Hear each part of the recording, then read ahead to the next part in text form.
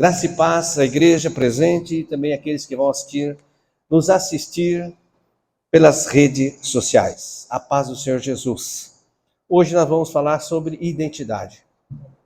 Vamos ministrar sobre identidade, a importância da identidade. Quem é que pode inserir ou dar uma identidade para uma pessoa? E o que uma identidade errada pode causar a um indivíduo? E se há um exemplo bíblico disso? Não é? Então, a palavra do Senhor começa sobre esse assunto de identidade logo em Mateus 3, versículos de 13 a 17. O texto é este. Então veio Jesus da Galiléia ter com João, junto do Jordão, para ser batizado por ele. Mas João opunha-se-lhe, dizendo: Eu careço de ser batizado por ti, e vens tu a mim? Jesus, porém, respondendo, disse-lhe: Deixa por agora, porque assim nos convém cumprir toda a justiça. Então ele o permitiu, e sendo Jesus batizado, subiu logo da água, eis que lhe abriram os céus, e viu o Espírito de Deus descendo como pomba, e vindo sobre ele, e eis que uma voz do céu dizia: Este é meu Filho amado, em quem me comprazo. Jesus iria ali começar então seu ministério, o ministério do Messias, que culminaria no pagamento da dívida da humanidade para com Deus. E Jesus precisava ter a certeza de quem ele é. A parte humana de Jesus precisava ter certeza de quem ele é. E o próprio Deus Pai embute ali na parte humana de Jesus a identidade de Jesus e disse: Este é meu filho, ele me dá muita alegria. Com isso nós vemos aqui quem é que pode dar identidade a uma pessoa. Os agentes que Deus escolheu para dar identidade às pessoas são os nossos pais. Lembrando que ninguém pode dar o que não tem. E disso discorre muitas coisas, e eu quero falar aqui, dentro desse assunto de pais entregando a identidade do filho, e vou falar um pouco também sobre orar, mais uma vez aqui, porque da outra vez não falamos para as redes sociais, então vou falar hoje. Quando um filho nasce, e nós temos aqui o exemplo do povo judeu, todos aqui já ouviram falar isso, mas você ainda não. Quando alguém vai visitar uma família que acaba de receber um neném, você se depara com a seguinte cena. A pessoa chega na casa ali do casal judeu e quando ele vai, cadê o neném? Aí o pai e a mãe respondem, quem? O médico? Ou o advogado? Ou o engenheiro? Ou o cientista? Porque ele já embute na criança a identidade. Isso não é roubar a escolha. Porque uma criança não tem escolha, ela não sabe escolher. Se os agentes de Deus para indicar a identidade da criança não fizer, o mundo vai fazer, o diabo vai fazer. Não deixa a criança, quando ela tiver 18 anos, ela vai ter a identidade dela. 18 anos para receber a identidade errada. Seja de parentes, seja de colegas na rua, seja do diabo, seja de traficantes, seja de pedófilos, seja de marginais, seja da televisão, como falamos hoje aqui, sobre influencers que têm o quê? Depressão, mentira, drogados e não sabem a sua identidade. É isso que você quer para o seu filho? Muito bem. Uma outra falha que ocorre no sentido de identidade. E aí vou aproveitar e falar de oração. Nós vemos hoje, essa geração hoje, e a que vem depois dessa vai ser pior, infelizmente. Mas eu não estou dizendo que, não estou querendo que seja pior. A tendência é essa. Nós não vamos orar assim, ok? Então, nós vemos o quê? Que essa geração já não respeita o idoso. E nunca se ouviu falar tanto de direito de idosos. Nunca se ouviu falar. Mas a geração não respeita. Sabe por quê? Porque os seus pais não respeitaram os pais dele, os avós. E a criança viu o desrespeito do pai para com a avó do menino ou da criança. E ele captou a mensagem do seguinte: velho é chato, velho dá trabalho, velho não pode fazer parte dos passeios. E quando ele for adulto, os velhos da vez vão ser os seus pais, porque eles geraram isso no coração dos seus filhos. Então isso é muito perigoso. O que o pai e a mãe geram no coração dos seus filhos vai ficar para sempre. É a identidade. Muito bem, mas eu posso resolver com a oração? Vamos ver a oração que se não deve fazer e a oração que se deve fazer. Então a mãe e o pai que amam os seus filhos, elas querem o bem dos filhos. Então é normal, e a avó também, e os avós também amam os netos, né? Vamos deixar bem claro isso. Mas lembre-se, nós só podemos dar aquilo que temos. Se nós não temos conhecimento de algo, a gente não vai poder dar. Então, normalmente, a mãe que está vendo ali a criança fazendo alguma coisa que possa prejudicar a criança, ela fala para a criança: filho, filha, você vai cair, arrebentar a cabeça, depois você vai para o hospital, vai ficar lá, a mamãe não vai nem ver você. Ela quer que a criança caia, arrebente a cabeça e vá para o hospital? E ela quer não ver a criança? Não, ela quer exatamente ao contrário. Mas o que sai da boca? E digamos que ela transporte essa palavra para a oração. Então ela vai orar mais ou menos assim: meu Deus, olha pelo meu filho, olha pela minha filha, porque do jeito que ela está indo, ela vai cair e vai quebrar a cabeça. E o Senhor sabe que eu não tenho condições, não vou nem conseguir vê-la no hospital. Senhor, toma conta desta criança. Essa foi uma oração de abençoar ou de amaldiçoar a criança? Essa oração é comum ou não? Não é comum? O jeito de falar é comum, infelizmente é comum. Se a pessoa não recebeu um ensino sobre identidade e poder da palavra, ela vai continuar orando assim. Vamos fazer essa mesma oração? Vamos fazer de uma maneira diferente? Vamos lá. A criança é a mesma, a situação é a mesma. O que vai mudar? A nossa oração. Senhor, eu sei que o Senhor ama meu filho. Sei que o Senhor ama minha filha. E sei que o Senhor deu saúde para ela e ela está usando essa saúde. O Senhor vê quando ela corre, o Senhor vê quando ela pula. O meu pedido ao Senhor é que o Senhor aguarde para que ela não caia, para que ela não sofra nenhum acidente. Eu sei porque os teus anjos estão aqui e o Senhor está aqui. Amém. Essa foi uma oração de bênção. Essa foi uma oração de bênção.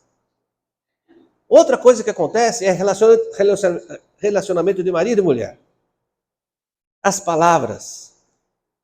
Num lar onde o marido ama a esposa ama o marido, as palavras nunca são para ofender nenhum e outro. Mas lembre-se, quando eu não tenho, eu não posso dar. Se eu não tenho conhecimento, eu não posso falar palavras adequadas naquele momento. E nem orar. Vamos à oração do marido para a esposa que não se deve fazer. Tudo bem?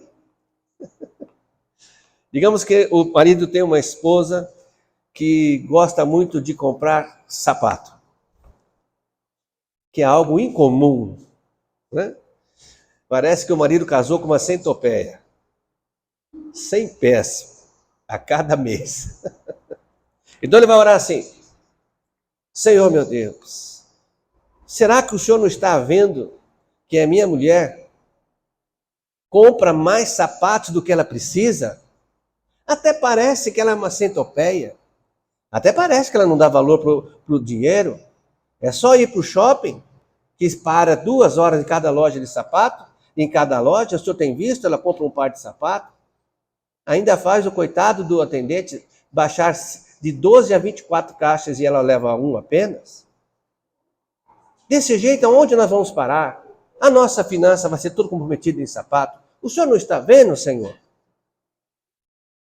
Essa oração foi de bênção para a família, de bênção para a esposa? Foi uma oração abençoada? Não foi, né? Não foi. Mas o desejo do marido é o quê?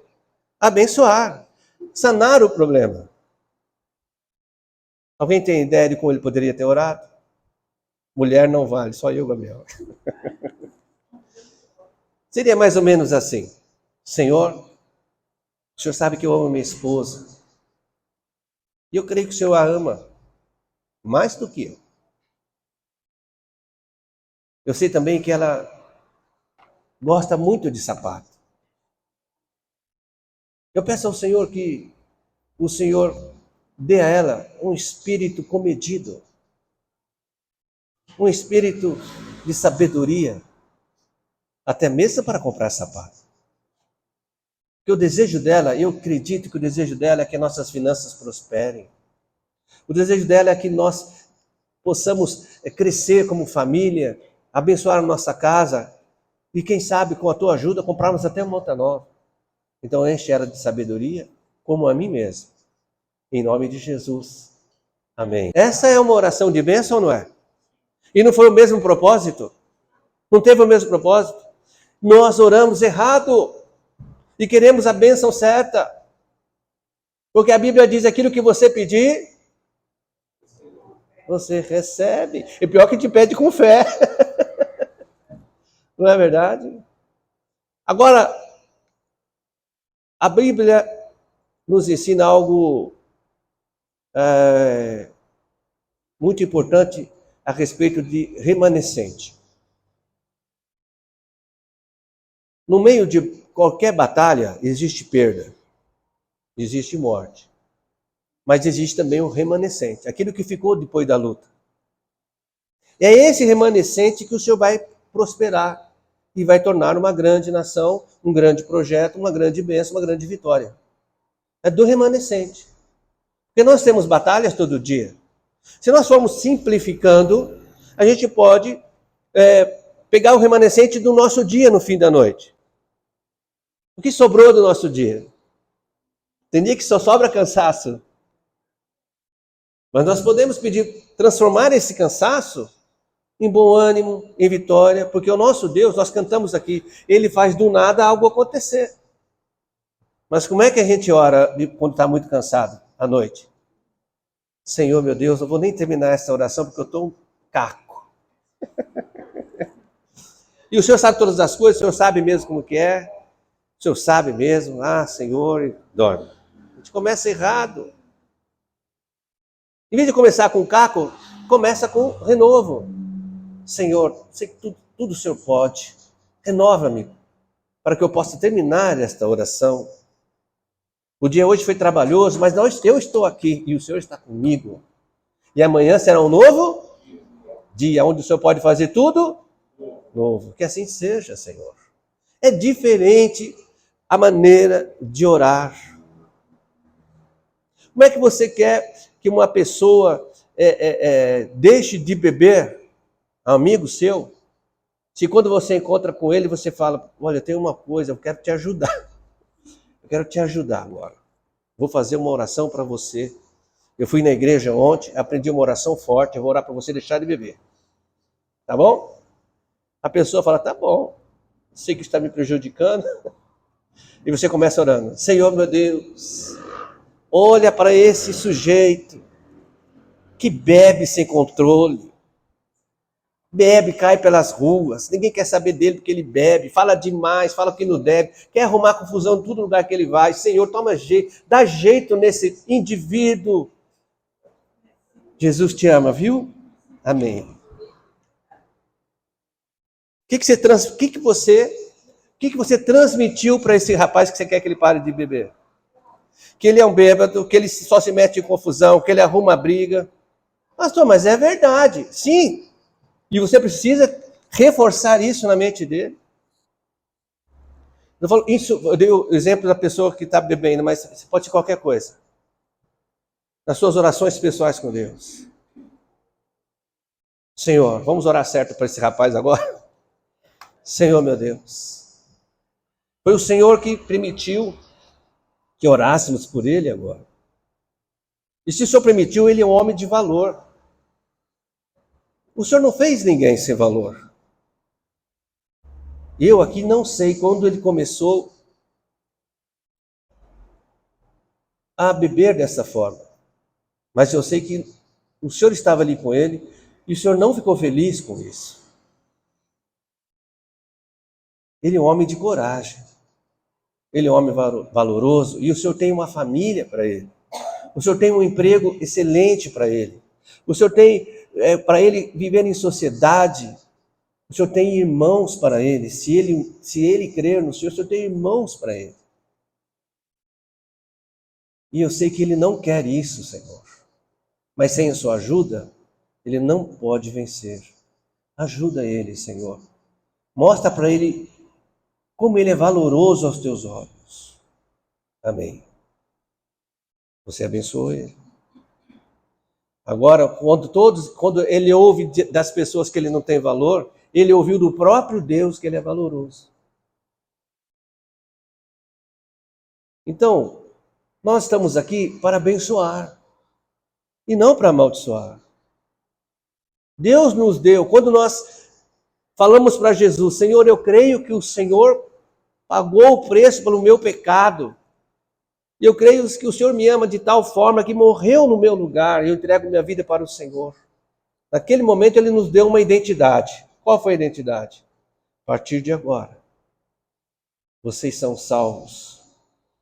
A partir de agora, vocês têm um Senhor, que sou eu. A partir de agora, vocês são filhos de Deus, porque eu comprei vocês para Deus. A partir de agora, vocês são nação eleita. Vocês não são mais deste mundo, mas estão ainda no mundo. Mas eu os abençoarei e estarei convosco todos os dias, para que vocês abençoem, para que vocês preguem o evangelho do reino. Essa foi a identidade que o Senhor nos deu. Nós somos porta-voz de Jesus. Mas ele disse também o quê? Sem mim, nada podeis fazer. Se você desembestar e por aí fazendo coisa que o Senhor não te ajude, vai dar cansaço, vai. Como fazer com o Senhor, às vezes dá cansaço também. Mas não vai ter vitória nenhuma. Porque a vitória vem do Senhor. Quando nós sabemos a nossa identidade, ninguém nos aborrece, ninguém nos desmotiva. A pessoa pode falar para você o que ela quiser falar para você, se você sabe a sua identidade. Você fala, mas eu sei quem eu sou. Uma vez nós estávamos numa reunião de pastores lá em Osasco, e o pastor, presidente, ele disse, falam muito de mim por aí, falam não sei o que da igreja, falam que eu deveria sair. Ele falou, mas eu sei quem sou eu. Eu sei que foi Deus que me pôs aqui. Eu não sabia ainda que era uma ministração de identidade, mas hoje a gente começa a entender, né? Ele sabia a identidade dele. Tem outro irmão que diz, eu sou filho do rei. Ele sabe a identidade dele, eu sou filho do rei. Eu não sou melhor do que ninguém, mas eu sou filho do rei. A identidade. E você sabe a sua identidade? Eu vou fazer essa pergunta no final também. Outro versículo sobre, tudo bem aqui sobre oração de abençoar, tá bom? Hoje nós vimos que muitas vezes nós oramos errado, mas aprendemos a maneira de orar certo. Gênesis 17, versículo 15 e 16. Disse Deus mais a Abraão, a Sarai, tua mulher, não chamarás mais pelo nome de Sarai, mas Sara será o seu nome, porque eu hei de abençoar e hei de te dar a ti dela um filho, e a abençoarei, e será mãe das nações, rei dos povos sairão dela. O nome, a identidade aqui pelo nome de Sarai, significava que ela era princesa de Abraão. Bonito. Será que pode ficar melhor? Com Deus sempre pode ficar melhor, né? Porque o Senhor trocou o nome dela, ou seja, deu uma outra identidade para Sara agora, e ela não vai ser somente agora a princesa de Abraão, mas ela vai ser o quê? Mãe das nações. E o Senhor confirmou isso, dando a ela o filho Isaac. Mudou a vida de Sarai? Mudou para Sara. Mudou de princesa para mãe das nações. Deus faz isso com os seus. Vale a pena ser filho de Deus. Uma outra identidade aqui, também em Gênesis 32, 27 a 28. E disse-lhe, qual o teu nome? E ele disse, Jacó. Então disse, não se chamará mais o teu nome Jacó, mas Israel, pois como príncipe lutaste com Deus e com os homens e prevalecestes. Bom, se você procurar aqui a definição de Jacó, tem vários nomes, mas um deles é enganador. Você sabe a história de Jacó, né?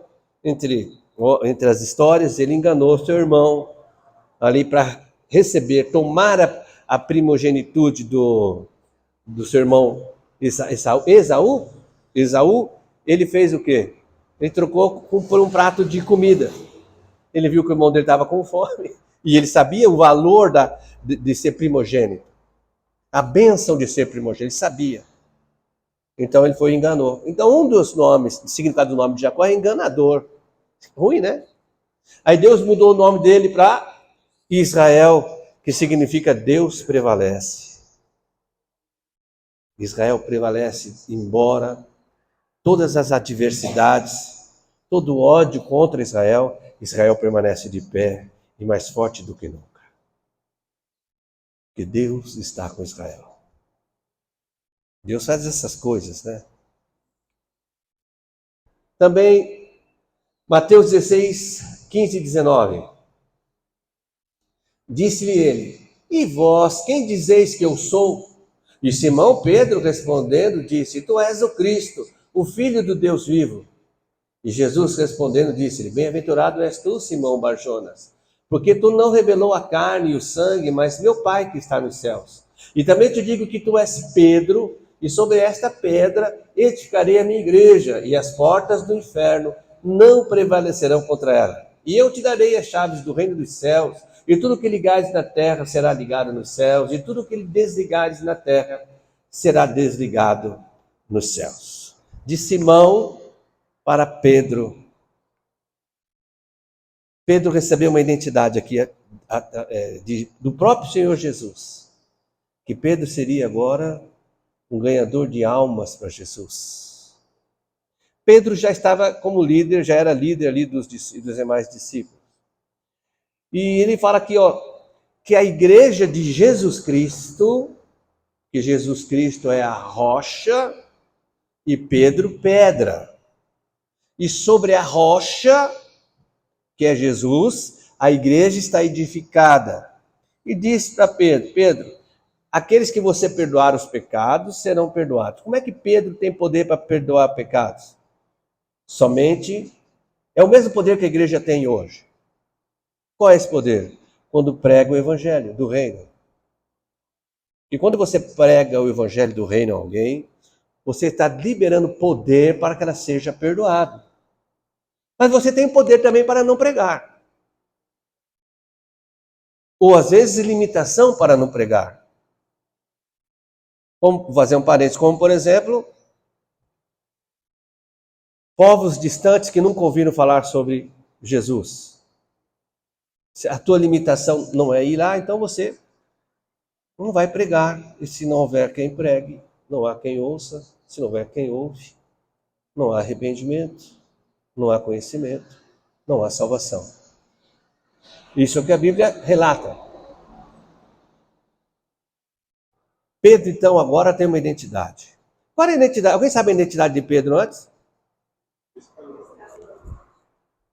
Se você chegasse na cidade antes de Jesus e perguntasse Pedro, e a pessoa fala, que Pedro que você quer falar? Pedro não, Simão, Barjonas.